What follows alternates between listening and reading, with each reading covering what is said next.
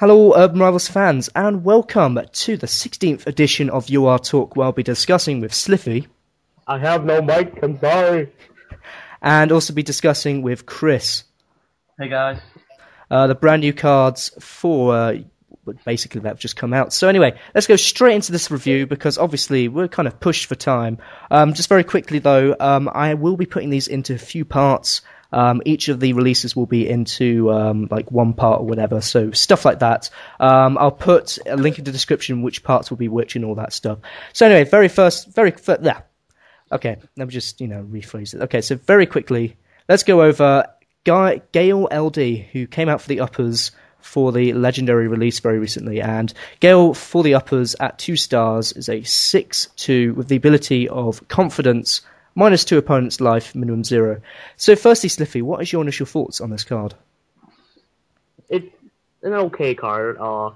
It does more damage than most of the uppers 2-star. A lot of people complain that the uppers 2 stars don't do a lot of damage, and this one does a little bit more. Of course, it's confidence, and that's situational, and a lot of people don't like that.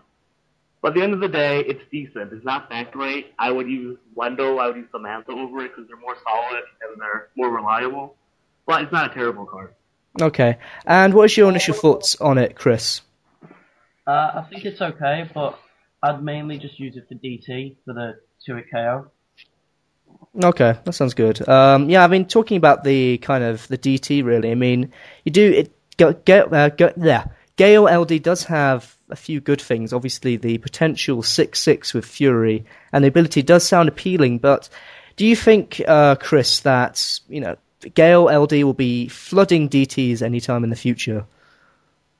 I don't think so. I mean, there's a lot of Wendells and that out there, so I think they'll be used more often. What about you, Slify? Do you think that Gail LD will do anything in terms of kind of the metagame in DT, or are we kind of clutching straws here? I agree with Chris. I don't really think that her 2-hit KO is very reliable. And Wendell's SOA, even though it's more obvious, it's still more handy to have. Or you can use Samantha's SOB, that always happens. It's more solid. Okay. Okay. Also, Slify, what about the kind of competition that this card has? I mean, you've got Jonas, you've got Samantha, you've got Wendell as well, and even the kind of novelty use of like Mickey T or something.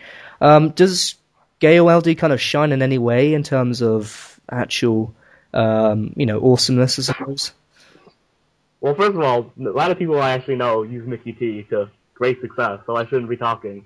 But definitely Wendell, definitely Samantha are better. If you need room for a third 2-star, she's not even she might be your best choice, but even that's debatable. Some people like the stripper. Can't remember his name off the top of my head. Some people don't. Okay. What about you, though, Chris? Do you think that Gail LD will shine in any way in terms of competition? I don't think so. I think Samantha's SOB and Wendell's SOA is better. And then even with the confidence, Jonas is a lot better, in my opinion. Well, I mean, 7-3 against 6-4. I don't know. Well, there you go. Anyway, so finally, let's go into the rating, because there isn't a whole lot to really... I don't know, really. There isn't a whole lot to say about Gail. I mean, it's an okay card, I guess. I don't know. But anyway, so Chris, rating out of 10, what would you give Gail LD? I'd give it about a 6. I mean, it's okay, but it's got a lot of competition. Okay.